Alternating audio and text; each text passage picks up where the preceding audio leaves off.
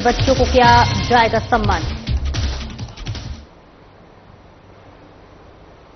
नमस्कार, स्वागत है आपका। मैं हूं आपके साथ सपना दीपक मद्देशिया। बुलेटिन का आगाज करेंगे। प्रधानमंत्री नरेंद्र मोदी के कार्यकाल का 11 साल पूरा होने पर उनके कामकाजों को बताने के लिए पूर्व केंद्रीय मंत्री स्मृति ईरानी ने उनकी जमकर तारीफ की है। रांची पहुंची और राज्य के प्रदेश कार्यालय में मोदी सरकार के 11 साल के अवसर पर आयोजित प्रदर्शनी का उद्घाटन किया। साथ ही केंद्रीय मंत्री ने प्रेस कॉन्फ्रेंस कर 11 साल के मोदी सरकार की उपलब्धियों को एक एक कर गिनवाया। उन्होंने कहा कि हमारी सरकार एक मजबूत सरकार है। मोदी सरकार ने ऑपरेशन सिंदूर को लेकर कई उपलब्धियां देश के नाम लिखी हैं, जिसे जनता देख रही है।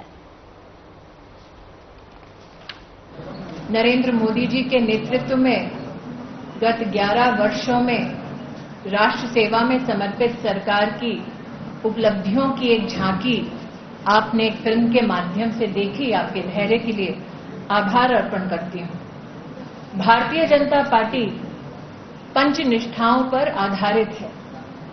राष्ट्रीयता, लोकतंत्र में विश्वास, जो गरीब है, वंचित है, शोषित है, उसके प्रति गांधीवादी सोच और साथ ही सर्वधर्म समभाव और मूल्यों पर आधारित राजनीति ही भारतीय जनता पार्टी के संगठन और कार्यकर्ताओं का संकल्प है। आज उन पंचनिष्ठाओं को नरेंद्र मोदी जी की सरकार में प्रतिबिंबित होते देख भारतीय जनता पार्टी का हर एक कार्यकर्ता, हर एक समर्थक आज अभिभूत है।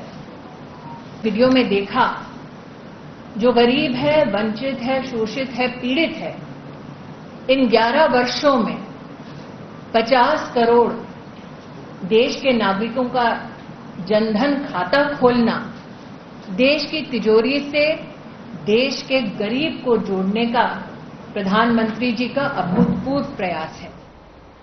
कांग्रेस का संगठन सृजन 2025 कार्यक्रम को लेकर आज शहर के टाउन हॉल में कांग्रेस के दिग्गज नेताओं का जमावड़ा हुआ।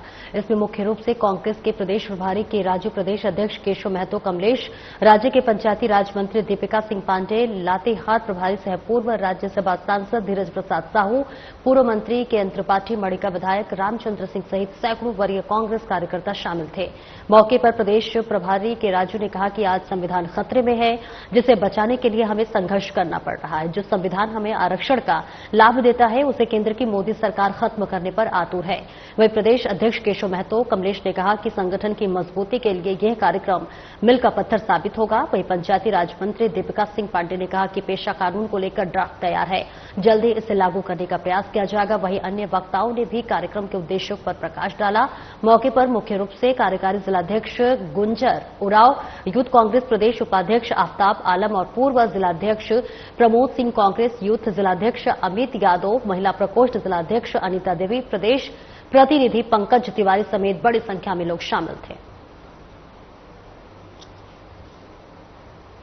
ये है हमारा जो ब्लॉक प्रेसिडेंट्स है इधर, और ब्लॉक ऑब्जर्वर्स, मंडल प्रेसिडेंट, ये तीनों हर एक ग्राम पंचायती में कम से कम 2 दिन रहना पड़ेगा, 2 दिन नाइट हॉल्ट करने पड़ेगा, और वो गांव में, वो पंचायत में सभी कांग्रेस वर्कर्स, कांग्रेस मेंबर्स के साथ बैठक करके हर एक वो गांव में एक ग्राम पंचायत कांग्रेस कमेटी को गठन करना पड़ेगा।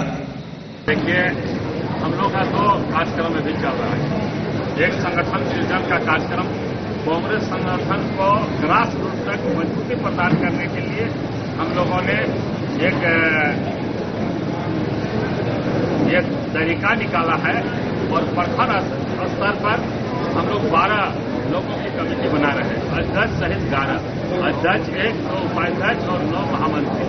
इसी तरह हमारा मंडल हजारीबाग के पूर्व सांसद यदुनाथ पांडे बोकारो सर्किट हाउस पहुंचे, जहां उन्होंने पत्रकारों से बात करते हुए कहा कि प्रधानमंत्री नरेंद्र मोदी के 11 साल के कार्यकाल में देश का मान और स्वाभिमान बढ़ा है। आज सेना को खुली छूट प्रधानमंत्री नरेंद्र मोदी ने दे रखी है, जिसका नतीजा सामने है। यदुनाथ पांडे ने आगे बताया कि यदि किसी राज्य में डबल इंजन की सरकार होती है तो इसका सीधा लाभ यहां की जनता को मिलता है। और क्या कुछ कहा यदुनाथ पांडे ने, सुनिए। भाई मोदी जी का 11 वर्षों का अगर कार्यकाल देख ले तो देश का मान, सम्मान, स्वाभिमान और कभी भी हमारे भारतीय सेना झुकी नहीं है। पहले हमारे भारतीय सेनाओं का हाथ बांध दिया जाता था, लेकिन आज यशस्वी प्रधानमंत्री ने ओपन हैंड दे दिया है। 100 गिनते हैं, कोई आतंकवादी बचे, 0 टॉलरेंस। और उग्रवाद के विषय में देख लीजिए, छत्तीसगढ़ लगभग साफ हो गया है। अगर डबल इंजन की सरकार बनती है तो इसका लाभ ये होता है कि अगर मान के चलिए कोई एक खेत है, एक में काड़ा जोत दीजिए, एक में बैल जोत दीजिए, तो ठीक से नहीं जुताई होगा। लेकिन डबल इंजन की सरकार से, इसके पहले भी हमारी सरकार थी, तो यहां उग्रवाद पर हमने कंट्रोल किया था। और छत्तीसगढ़ देख लीजिए, जहां जहां है हमने प्रयास किया है सबको साथ लेकर चलने का, सबका विकास लेकर चलने का। तो पति वहां है, पत्नी यहां है, 4-4 शादियां हैं, हम 4, हमारे 44, संख्या बढ़ाकर एक योजना चल रही है कि हम संख्या के बल पर, जिस तरह से कश्मीर से हिंदुओं को पलायन करने के लिए मजबूर किया गया, इसलिए संपूर्ण देश में ऐसा षड्यंत्र चल रहा है। लेकिन भारतीय जनता पार्टी की सरकार है, मोदी जी की सरकार है।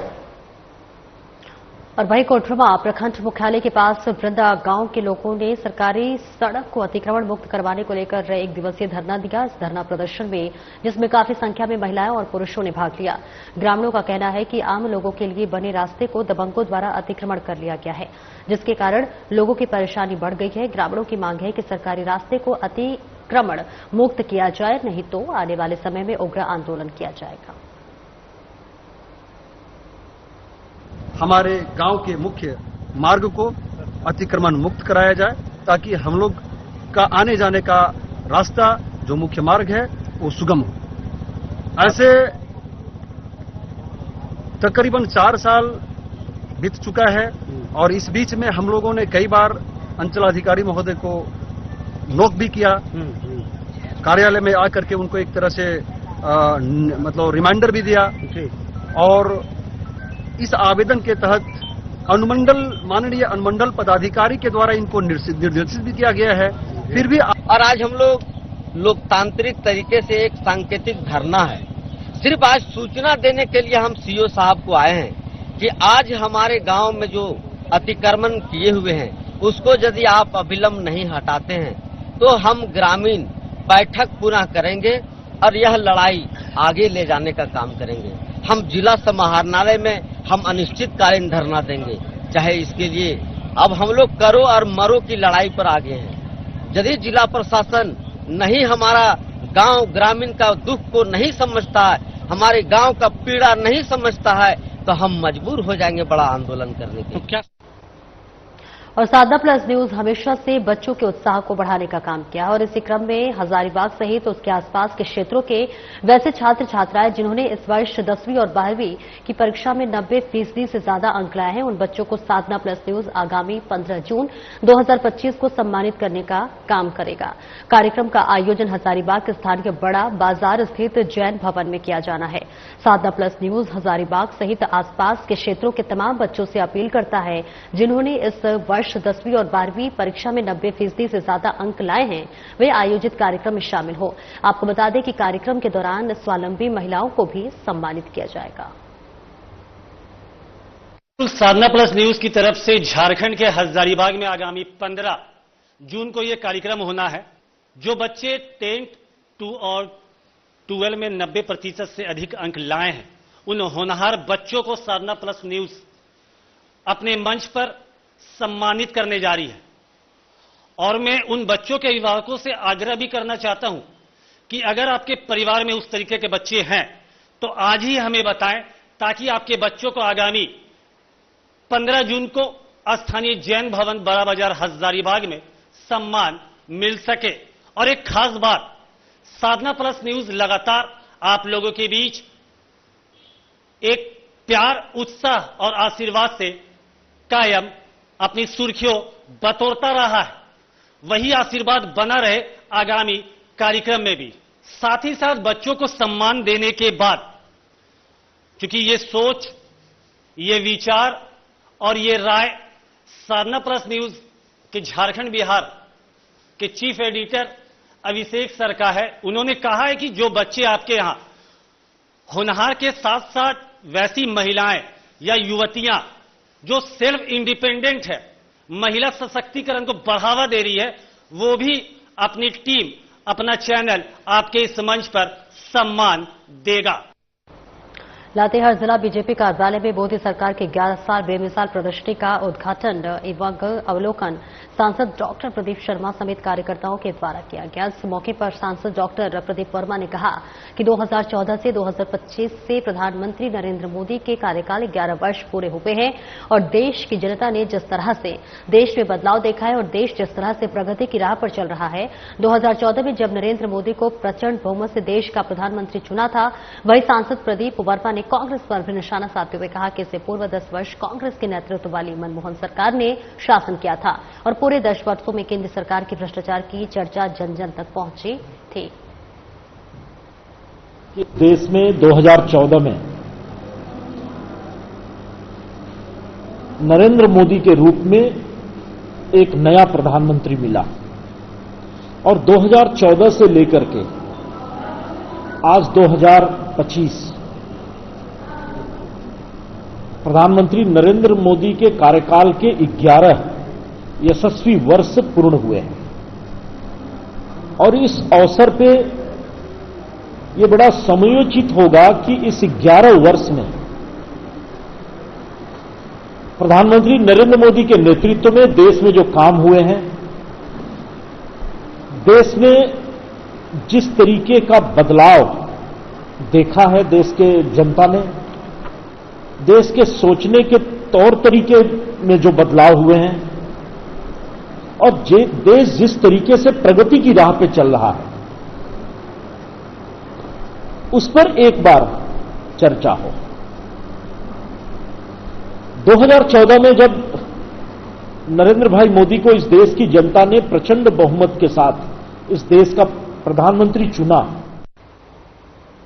बोकारो समेत झारखंड को नशा मुक्त करने के लिए सरकार अभियान चला रही है। इसी को लेकर मंगलवार को बोकारो उपायुक्त अजय नाथ झा ने लोगों को जागरूक करने के उद्देश्य से सूचना जनसंपर्क विभाग के द्वारा तैयार किए गए प्रचार वाहन को हरी झंडी दिखाकर रवाना किया। इस मौके पर उपायुक्त अजय नाथ झा ने कहा कि नशा मुक्ति अभियान को धरातल पर उतरने के लिए सभी लोगों को साथ लेकर चलने की जरूरत है।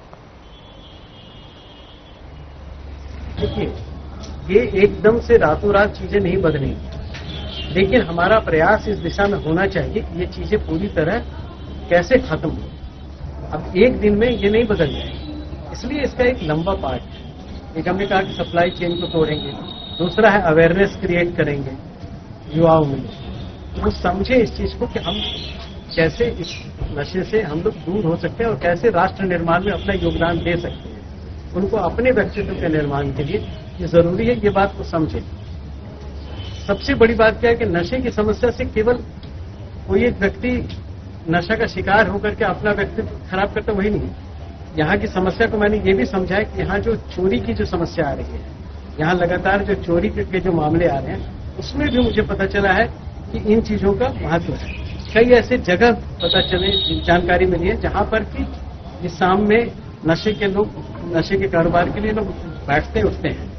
उन सब राज्य सरकार की तरफ से 10 जून से 26 जून तक 2025 तक राज्यव्यापी निषिद्ध मादक पदार्थों में विरुद्ध जागरूकता अभियान चलाया जा रहा है। इसके सफल संचालन को लेकर हजारीबाग कलेक्ट्रेट सभागार में उपायुक्त शशि प्रकाश सिंह ने जिला के सभी पदाधिकारियों सहित अन्य कर्मियों को नशा मुक्त भारत बनाने के लिए शपथ दिलाई। इसके बाद उपायुक्त ने कलेक्ट्रेट परिसर से 3 जागरूकता रथ को हरी झंडी दिखाकर रवाना किया। ये तीनों रथ जिले के विभिन्न प्रखंडों में जाकर लोगों को नशे के विरुद्ध जागरूकता करने के लिए काम करेगी। अभिशाप है इसको, यह केवल ना युवा पीढ़ी को बर्बाद करती है परंतु घर परिवार भी इससे जो है प्रभावित होते हैं। इसी को ध्यान में रखते हुए पूरे देश में पंचायत स्तर तक जो है एंटी ड्रग कैंपेन जो है आज से 16 दिनों तक 26 तारीख तक जो है यह कैंपेन चलाया जाएगा। इसी कड़ी में आज आपने देखा कि समरणालय में हम लोगों ने शपथ ग्रहण किया ताकि जो नशा है उसके प्रति जो है लोगों को जागरूक किया जा सके और इनसे जो नशे से जो है युवा पीढ़ी और सभी संवर्ग के लोगों को इसे दूर रखा जा सके। इसमें न केवल युवा पीढ़ी बल्कि स्कूल्स, कॉलेजेस, ITIs, पंचायत में जो ऑफिसेज हैं, शहर में नुक्कड़ नाटक के माध्यम से कॉलेजेस, ITI सभी जगह जो है सभी लोगों से हम लोग जुड़ने का प्रयास कर रहे हैं। हम जो है सभी हजारीबाग जमशेदपुर जिले में नशा मुक्ति अभियान का शुभारंभ किया गया है। बता दें, राज्य सरकार के निर्देश पर 10 से 26 जून तक राज्यव्यापी निषिद्ध मादक पदार्थों विरोधी विशेष जागरूकता अभियान चलाया जा रहा है और इसी कड़ी में कलेक्ट्रेट में उपायुक्त कर्ण सत्यार्थी ने अधिकारियों एवं कर्मचारियों को नशा मुक्ति की शपथ दिलाई। शपथ ग्रहण कार्यक्रम के बाद उपायुक्त ने कलेक्ट्रेट परिसर में जागरूकता रथ को हरी झंडी दिखाकर रवाना किया और ये प्रचार वाहन जिले के विभिन्न प्रखंडों का भ्रमण कर मादक पदार्थों के दुष्परिणामों की जानकारी देने का काम करेगा। बेसिकली ये झारखंड सरकार के निर्देशानुसार ये अभियान स्टार्ट किया गया है जो अगले 2 सप्ताह तक चलेगा। तो जैसा कि आप सभी जानते हैं कि ड्रग्स की समस्या खास करके जो यंग जनरेशन के लोग हैं उनके लिए बहुत गंभीर है और इसके 2 पक्ष हैं। एक तो जो इसका क्राइम वाला पार्ट है जिसको प्रशासन की ओर से, पुलिस की ओर से लगातार जिस पे रोकथाम की जा रही है, लेकिन इसका एक दूसरा पक्ष अवेयरनेस से रिलेटेड भी है। हर परिवार को, हर व्यक्ति को खुद अवेयर होना पड़ेगा कि ड्रग्स के यूज के जो इल इफेक्ट्स हैं वो क्या है। तो जो क्राइम वाला पार्ट इसका है उसके लिए पुलिस और प्रशासन लगातार लगी हुई है, परंतु जो जागरूकता वाला पार्ट है, अवेयरनेस वाला पार्ट है, वो इन जो 4 रथों को आज रवाना। हजारीबाग लोकनायक जयप्रकाश नारायण सेंट्रल जेल के ओपन जेल स्थित कैंप से 3 बांग्लादेशी कैदी पर रविवार को फरार हो गए थे। इस मामले में पुलिस ने त्वरित कार्रवाई करते हुए फिर से उन्हें गिरफ्तार कर लिया है। 3 में से 2 की गिरफ्तारी बनगांव बंगाल से हुई है जबकि एक को धनबाद रेलवे स्टेशन से गिरफ्तार किया गया। आपको बता दें कि फरार हुए तीनों कैदी भारत में अवैध रूप से रह रहे थे। इसी आधार पर उन्हें हिरासत में रखा गया था और तीनों फरार कैदी में 2 महिला और 1 पुरुष शामिल थे। सुबह में एक सूचना प्राप्त हुई थी कि यहाँ पे जो इलीगली डिटेन्ड बांग्लादेशी हैं उनको यहाँ डिटेन करके रखा गया है, होल्ड किया गया है। इसमें 3 लोग, 2 महिलाएं हैं, रीना खान उर्फ फीना देवी, निफा अख्तर उर्फ खुशी और मोहम्मद नजमुल हल्दर। ये 3 लोग ये होल्डिंग कैंप से कूद करके भाग गए। उसके बाद चूंकि ये तीनों बांग्लादेशी हैं, मूल के हैं और इनको यहाँ पर फॉरेनर्स एक्ट के तहत और अन्य धाराओं में भी पहले से केस करके और जेल गए थे और वहाँ से बेल पर मुक्त होने के बाद फर्दर प्रोसेस के लिए यहाँ रखा गया था। तो ये जरूरी था कि बहुत त्वरित कार्रवाई की जाए क्योंकि एक तो संदेह था कि हो सकता है ये लोग वापस से बॉर्डर को क्रॉस करने की कोशिश करें। तो हम लोगों ने जल्दी से कार्रवाई करते हुए टीम का गठन किया। सेंट्रली यहाँ जो टीम थी उसमें मैं था, अमित जो हमारे साहिबगंज विद्युत सर्किल कार्यालय में दुमका विद्युत आपूर्ति क्षेत्र महाप्रबंधक राकेश प्रसाद के नेतृत्व में एक विभागीय बैठक बुलाई गई। बैठक के दौरान महाप्रबंधक राकेश प्रसाद ने समीक्षा करते हुए चल रही योजनाओं के बारे में जानकारी हासिल की। साथ ही कार्य कर रही एजेंसियों को निर्धारित समय सीमा के कार्य पूरा करने के निर्देश दिए। समीक्षा हम लोग के फर्स्ट में तो जो भी योजना चल रहा है, मुझे चल रहा है, फिर आपका RDSS का काम चल रहा है, बेंटेक का मीटर लगाने का काम चल रहा है, स्मार्ट मीटर का जो बेंटेक स्मार्ट मीटर लगा रही है, तो उसी का आज रिव्यू किया गया। आपका रिप्लेसमेंट का जो आपका टेक्नो इलेक्ट्रिक रिप्लेसमेंट का काम कर रही है, ट्रांसफार्मर बैठाना का काम कर रहा है, वायर को चेंज करने का काम कर रहा है। इसको 1.5 साल में पूरा करना है। 50% से ज़्यादा काम हो चुका है। 6 महीने के अंदर उसको काम पूरा करने का निर्देश भी दिया गया। जमशेदपुर नगर निगम के विरोध में हजारों ग्रामीण पारंपरिक हथियार के साथ उपायुक्त कार्यालय पहुंचकर विरोध प्रदर्शन किया। इस विरोध प्रदर्शन में कई पंचायत के मुखिया और जन प्रतिनिधि शामिल हुए। आपको बता दें कि ये प्रदर्शन नगर निगम और नगर पंचायत के खिलाफ किया गया है और इस संबंध में ग्रामीणों का कहना है कि कई पंचायत को काटकर नगर निगम और नगर पंचायत बनाया गया है और इसी के साथ लोगों ने सरकार से आग्रह किया है कि नगर निगम या नगर परिषद को पंचायत से दूर रखा जाए। पंचायत को न तो नगर निगम में सम्मिलित किया जाए और न ही नगर परिषद में। ये नगर निगम का विरोध हो रहा है और आदिवासी क्षेत्र में जो नगर निगम का विस्तारीकरण हो रहा है इस पर रोक लगेगा। जहाँ पंचायत चुनाव होता है वहाँ नगर निगम का गठन करने का रोक लगाने के लिए। और आपको बहुत क्लियर बात बता दे रहे हैं कि पेशा कानून जो बना 1996 में, वो 73 मतलब 73वां संविधान को संशोधन करना पड़ा। उसके बाद पूरे जहाँ 9 राज्य हैं, जैसे गुजरात हुआ, महाराष्ट्र हुआ, झारखंड हुआ, छत्तीसगढ़ हुआ, आपका उड़ीसा हुआ, तो वहाँ जो है ना पंचायत चुनाव का प्रोविजन है अनुसूचित क्षेत्र में। लेकिन आपको बता दे रहे हैं आदिवासी क्षेत्र में जो नगर निगम और नगर निकाय के चुनाव का जो प्रावधान गैर कानूनी तरीके से हो रहा है, इसमें कभी संशोधन नहीं हुआ। संविधान में 5वीं अनुसूची में कभी संशोधन नहीं हुआ।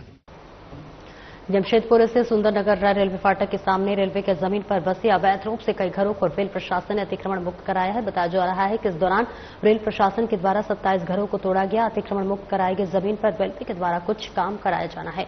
वहीं लोगों ने कहा है कि पिछले 20 से 25 साल से हम लोग यहाँ रह रहे थे और आज रेल प्रशासन ने घर और दुकानों को बुलडोजर लगाकर तोड़ दिया है और अब हम लोग कहाँ जाएंगे। खाना पीना ये सब चीज होता था, अब यहाँ तोड़ दिया, इसका बस यार कहाँ जाएंगे। अगला सरकार भी कुछ व्यवस्था दिया नहीं, क्या कर सकते हैं कोई चीज। कितना साल से आप लोग रह रहे थे यहाँ पर? करीबन 30-35 साल हो गए यहाँ पर। क्या समस्या क्या हो गया? समस्या क्या, दुकानदारी वजह चल रहा था। उसके बाद हम लोग 25-30 साल रह रहे थे ये पर, अभी दुकान तोड़ दिया, अभी हम लोग क्या व्यवस्था रहेगी। अच्छा, कितना सालों से यहाँ रह रहे थे आप लोग? जिला पुलिस ने एक बड़ी कार्रवाई करते हुए टीएसपीसी के सदस्य अर्जुन घंजू को गिरफ्तार किया है। पुलिस अधीक्षक सुमित कुमार अग्रवाल के नेतृत्व में यह कार्रवाई गुप्त सूचना के आधार पर की गई है। लावालौंग थाना क्षेत्र में ग्राम टिकरा निवासी अर्जुन गंजू पिता वासुदेव गंजू ने जंगल की जमीन में छिपाए गए अवैध रूप से देसी कट्टा और 743 जिंदा गोली बरामद किया है। इस संबंध में लावालौंग थाने में आर्म्स एक्ट के तहत मामला दर्ज किया गया और अर्जुन गंजू को न्यायिक हिरासत में भेज दिया गया है। इस बीच अर्जुन गंजू पूर्व में आक्रमण गंजू को सहायता करता था और टीएसपीसी से जुड़ा हुआ था। इस कार्रवाई से क्षेत्र में अपराध नियंत्रण में मदद मिलेगी। टिकदा के रहने वाले अर्जुन गंजू, उनके पास में हथियार प्लस गोली होने की सूचना प्राप्त हुई थी। इसके तहत में पुलिस उपाधीक्षक सिमरिया के अंतर्गत एक टीम का गठन किया गया और सूचना के अनुसार व्यक्ति को पकड़ा गया तो उनके पास से एक देसी लोडेड कट्टा भी बरामद हुआ। फिर गहराई से पूछताछ करने पे पता चला कि इन्होंने कहीं जंगल में एक डब्बे के अंदर बहुत सारा गोली जमा कर रखा है। तो फिर टीम आगे रिकवर करने के लिए गई और उसी रिकवरी में बहुत सारे एक गर्भवती महिला ने एसएसपी और महिला थाना में शिकायत कर पति के खिलाफ कड़ी कार्रवाई की मांग की है। पत्नी ज्योति ने कहा है कि मेरे गर्भ में पल रहे बच्चे को मेरा पति शिबू बारिक मारना चाहता है और मामला जमशेदपुर के कदमा थाना क्षेत्र स्थित भाटिया बस्ती का है। महिला थाने में मामला दर्ज होते ही पुलिस ने जांच पड़ताल शुरू कर दी है। शिबू बारिक जो है वो मेरे गर्भ में पल रहा बच्चों को मारना चाहता है और 8 महीने का बच्चे को बोल रहा है कि अबॉर्शन करवा देंगे, हटा दो, नहीं तो तुमको जान से मार देंगे, तो उनको धमकी दे रहा है। इस बीच में मुझे या फिर मेरे घर वालों को और या फिर मेरे बच्चे को कुछ भी ऐसा नुकसान होता है तो इसका जिम्मेदार सिर्फ और सिर्फ मेरा पति शिबू बारिक होगा। और बहुत ज़्यादा ही मेरे को मारपीट कर रहा है। मेरे माँ के घर पे हम अभी रह रहे हैं, वहाँ पे भी आकर के मेरे को मायके में भी मारपीट करके गया है, पेट में मेरे को लात वात से मारा। जमशेदपुर के बागबेड़ा थाना अंतर्गत जोटा झोपड़ी फुटबॉल मैदान के नदी तट पर एक युवक का शव बरामद किया गया। शव देखे जाने पर सूचना मिलने के बाद घटनास्थल पर बागबेड़ा पुलिस पहुंची और शव को पोस्टमार्टम के लिए भेजकर आगे की कार्रवाई में जुट गई। सबकी पहचान 25 वर्षीय विजय कुमार मिश्रा के रूप में की गई है, जो कि बागबेड़ा कॉलोनी रोड नंबर 5 का रहने वाला है। झारखंड सरकार द्वारा अनुबंध कर्मी के लिए जारी नियमावली आउटसोर्सिंग मैनुअल 2025 के विरोध में झारखंड राज्य आउटसोर्स कर्मचारी संघ द्वारा निर्धारित चरणबद्ध आंदोलन को आगे बढ़ाते हुए झारखंड राज्य के सभी आउटसोर्स कर्मचारी सचिवालय से लेकर प्रमंडल, जिला, प्रखंड, अंचल एवं सभी क्षेत्रीय कार्यालयों तक वे कर्मचारी काला बिल्ला लगाकर ड्यूटी पर रहे। कर्मचारियों ने बताया कि इस नियमावली में पूर्व से कार्यरत कर्मचारियों की सेवा सुरक्षा का ध्यान नहीं रखा गया है। आउटसोर्सिंग का नियमावली आया है तो हम लोग के अनुरूप प्रतीत नहीं होता है जी, इसमें एजेंसी को ही सारा शक्ति दे दिया गया है। जैसे कि 5 साल तक का सेवा लेगा वो, उसके बाद फिर उसमें सेवा का सुरक्षा नहीं लग रहा है। क्योंकि बोकारो जिला के विभिन्न थाना इलाकों में लगे एयरटेल, जियो और बीएसएनएल के टावरों में बैटरी चोरी किए जाने के मामले का 4 मुफस्सिल थाना पुलिस ने खुलासा कर दिया है। इस मामले में धनबाद से एक आरोपी को गिरफ्तार करते हुए 112 मोबाइल टावर की बैटरी को बरामद किया गया, जिसकी कीमत लगभग 6,83,000 रुपए बताई जा रही है। इस संबंध में एसपी हरविंदर सिंह ने कहा है कि टावर से बैटरी की चोरी मामला का खुलासा करते हुए धनबाद से कोला कुस्मा के रहने वाले धर्मेंद्र कुमार को गिरफ्तार किया गया। उसकी निशानदेही पर धनबाद के अनश उर्फ जावेद कबाड़ी की दुकान से चोरी किए गए 112 बैटरी को बरामद किया गया है। बीएसएनएल लगभग सभी के जो टावर्स लगे हुए हैं वहां से कई जगहों से जो है बैटरी चोरी के बहुत सारे केसेस रिपोर्ट हो रहे थे। इसी घटनाक्रम में 2 तारीख को इसी महीने के 2 जून को जो है हमारे यहाँ से चास मुफस्सिल थाना में धंडाबर से जो एयरटेल टावर है वहां से भी कुछ मतलब बैटरी चोरी हुई थी और उन्होंने उसकी आवेदन। देवघर के प्रोफेसर कॉलोनी में एक सनकी प्रेमी ने शादीशुदा महिला के पति को चाकू मारकर बुरी तरह से जख्मी कर दिया। इस घटना में गंभीर रूप से घायल दुमका जिले के ताल झारी थाना क्षेत्र के निवासी 28 वर्षीय सूरज दास को सदर अस्पताल में इलाज के लिए भर्ती कराया गया है। महिला ने बताया है कि वो अपने पति सूरज के साथ रहती है। कुंदन लगातार उसे परेशान करता था। मामला देखिए यही है, मतलब उनसे हम शादी की हैं, ठीक है, और ये मेरे मतलब बहुत ज्यादा ही हमको टॉर्चर कर रहे थे, ठीक है, और हम उनके साथ जीना चाहते थे, ठीक है, उनके साथ जीना चाहते थे, तो इसीलिए वो आके डायरेक्ट आए, अचानक हथापाई किए हैं, ठीक है ना। हम इनको नहीं जानते, हम सिर्फ उनको जानते हैं, वो मेरा पति है। यहाँ झगड़ाई में किसके साथ? प्रमोद के साथ। अच्छा, उसके बाद सर ये हमसे शादी की। उससे शादी नहीं की है, मोबाइल पे दिखा सर, हो गया सर लगभग साल भर सर। साल भर हुआ। और क्या बोल रहे थे आपको? ये बोल रही थी कि ये बोलती है कभी वो परेशान करता है, उसको बोलती है कि परेशान नहीं, गलत बात है। फिलहाल इस बुलेटिन में इतना ही। नमस्कार।